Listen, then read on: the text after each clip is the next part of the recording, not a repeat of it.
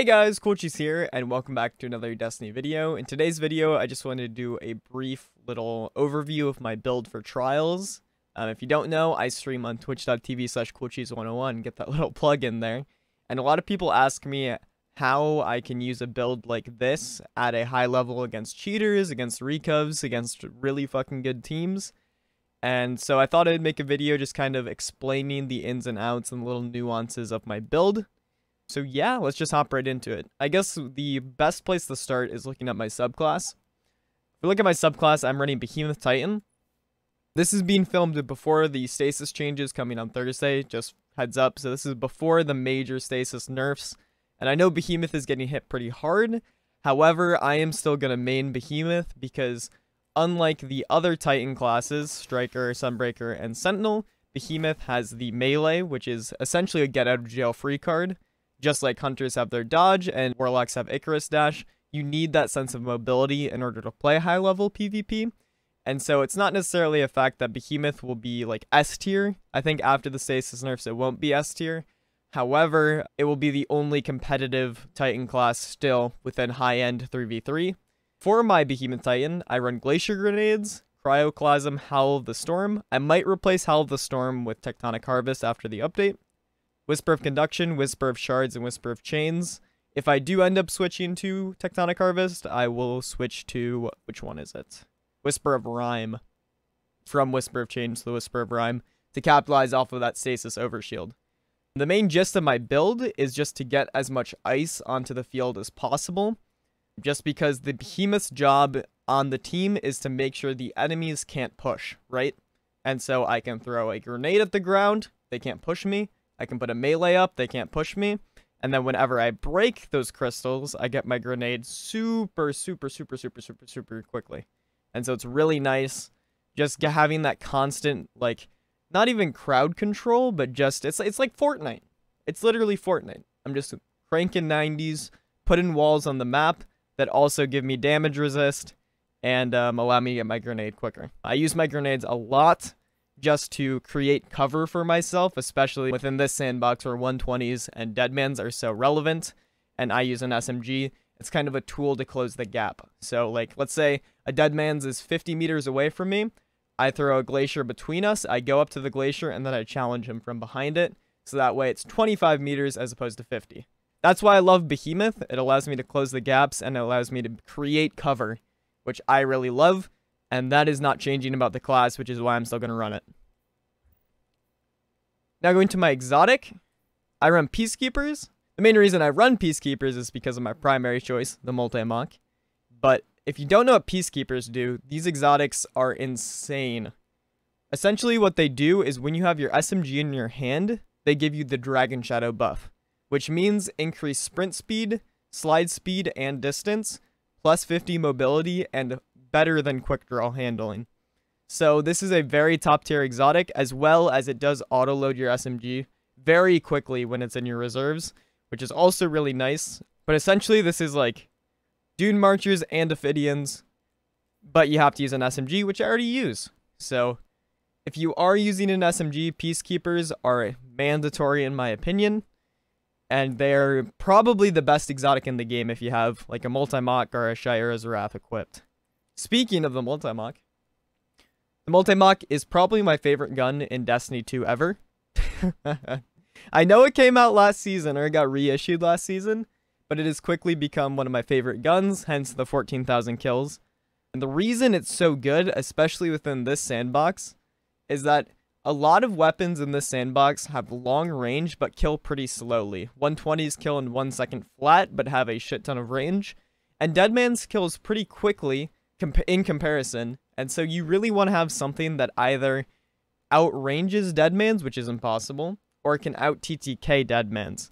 And so that's where my multi-mock comes in. Essentially, if I can close the gap, the multi-mock has a 0.67 headshot time to kill, whereas the Deadman's Tail on hipfire has a 0.8, which means I can kill Deadman's Tail, which is why I think this gun is so valuable as opposed to, let's say, the Shayura's Wrath. I don't think Shayura's does a good job in this sandbox, even if it is a good SMG overall. I just don't think it has very much value in this sandbox until Deadman's is nerfed. Which is why I use multi-mock. Main things about Multi-Mach that's awesome: it has around 24 to 25 meters of range. It's really healthy. It's got Killing Wind, which is probably the best SMG perk in the game. It's just, this perk is insane. Do not sleep on it. Especially on SMGs. On hand cannons, it's not as valuable. But on SMGs, it's nuts. It's got the lightweight frame, which means increased sprint speed, +2 mobility. So that's really nice. And just in general, very fast time to kill gun that also can challenge mid-range a little bit. That's why I like it. And yeah, definitely go look for a Multi-Mach if you haven't already next Iron Banner. My secondary slot is Duality. A lot of people ask me, well, why don't I use a sniper with an SMG? But it's kind of hard to explain, but SMGs and snipers don't mesh. The way I use my SMG and my shotgun is that my shotgun complements my SMG. So, if I'm within SMG range, generally people are trying to shotgun me, correct?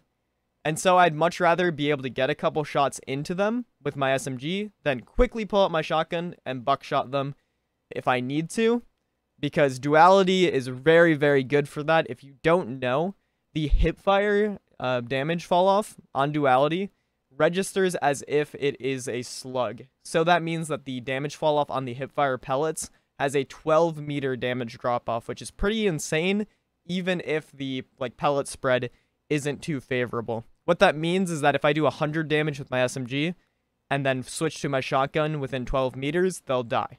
Duality is also very good for securing res snipes. That's something that's super valuable that normal shotguns can't do. And in general, it's just really good at peek shotting people. I can peek out a corner, dome, then go back. And it's just a very good defensive and aggressive tool and pairs extremely well with the Multi-Mach. The synergy between these two weapons is absolutely insane. And I think this combination is top tier. I really don't know what other special would be better than Duality for this. I honestly think with an SMG, Duality is probably the best special in the game. Maybe grenade launchers, but grenade launchers I don't like to use. So, and a lot of people think they're grime strats, myself included, but I don't like grenade launchers, so maybe grenade launchers could be better, but other than that, I think Duality is the best in slot to pair with an SMG. And yeah, that's kind of the main things in my build. I also take note of Charge of Light. I have High Energy Fire, Radiant Light, nothing on my chest piece, Taking Charge, and Quick Charge. Just making sure that we can get some damage up so we can get that 0.5 TTK sometimes. It's really nice. And yeah, I guess the last thing I'd like to say in regards to stats is that I think it's a lot more valuable to have a pretty even split. I definitely could make something work to get 100 in intellect here, but I don't think that's as valuable as having 8 discipline, 8 intellect, as opposed to 6 discipline, 100 intellect.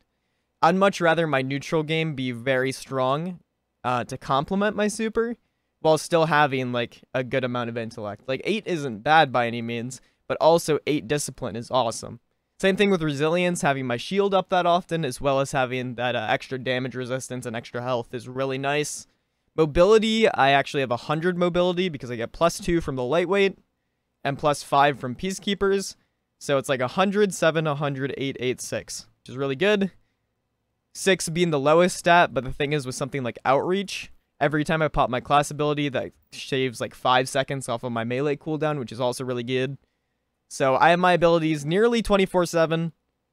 I have 100 mobility, 7 rezo, some tanky as shit, and I got 100 recovery to keep me in the fight. This build in general is super fun for aggressive play, and I cannot recommend it enough. I wouldn't say it's meta, but it does an exceptional job at countering the meta. And I'm sure it will do the same post-nerf as well.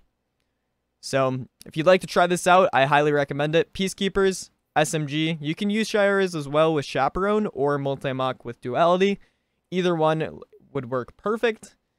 And yeah, that's going to be it for this video. If you'd like to check out my sponsors, the links are in the description for Advanced.gg and Gamer Advantage. On Thursday, I will be testing all of the Behemoth nerfs in Rumble, a practical place to see how they turned out. And so if you're interested in seeing a Behemoth main deal with the Behemoth nerfs, make sure you go to twitch.tv/CoolCheese on Thursday. We're going to be streaming all day probably, so I definitely recommend checking it out. And I'll see you guys in the next video. Peace out, guys. There is only one Titan. That can kill Templar with contest modifier. And that's this fucking guy! Dune Marchers! M-Dash Cut! Oh! Some people ask what it's like to be the best. Some people ask what it's like to have such a good Dune Marcher shot. And I tell them to drink Advanced.gg's Focus using code CHEESE for 10% off their next order.